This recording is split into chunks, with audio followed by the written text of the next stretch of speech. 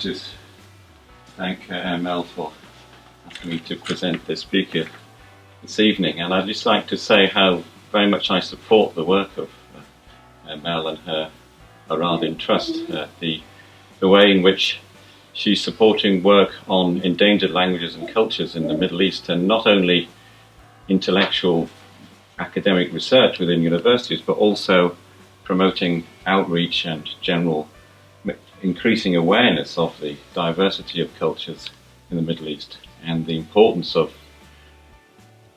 preserving knowledge of them and documenting them, because as ML said, now many of them are now really on the verge of extinction.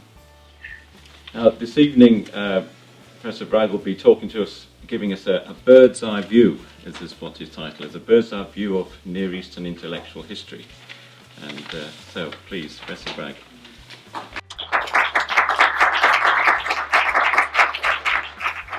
But what prompted me to accept the invitation was a feeling of responsibility as a citizen, as an academic, and as a Christian, to help to the best of my abilities and enterprise that I consider to be urgent.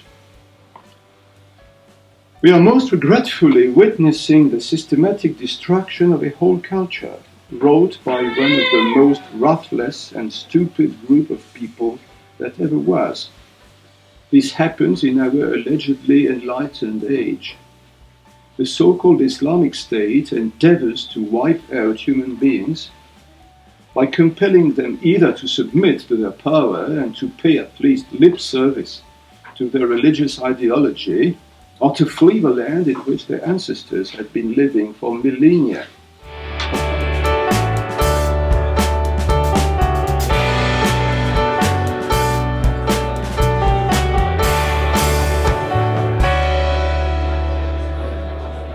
All of us must be interested in these ancient communities of the so-called Middle and Near East, to which, as the lecturer, Professor Bragg, said, we're all so greatly indebted. I mean, I am a philosopher of religion, and I've known for a long time about the indebtedness of the West to the Arabs for bringing us Aristotle, through Naples, where Thomas Aquinas learned about the text of Aristotle. But it was only relatively recently that I realized that the Arabs themselves got these texts from the Syriac-speaking Christian churches. So I got right interested in this world. And it's a rich and it's a wonderful world, and that we don't know about it shows a great sort of amnesia, mental amnesia, that we need to get beyond.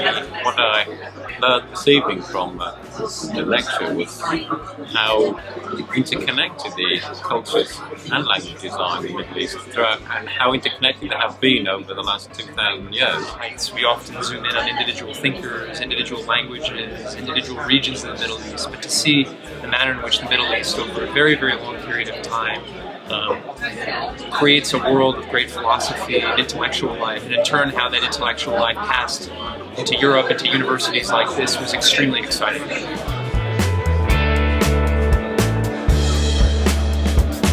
The work of Aradin is important in terms of trying to preserve the people's but also the cultural legacy of this wonderful and rich tradition that is in our lifetime in danger of being eradicated. Well, the importance of the vision of Aradin is that it really does put focus on the forgotten cultures and languages of the Middle East. I was extremely excited by their efforts to not only promote the study of disappearing languages and cultures in universities, but also to take that message, take that awareness to the public at large. I share what Amal does, which is this belief that we have to join the personal with the academic. And that's what she does so marvelously with this organization. Well, I think her interest in culture links with beauty, and I think evil hates beauty. And I just see it as one of the catalysts for bringing change in the whole area.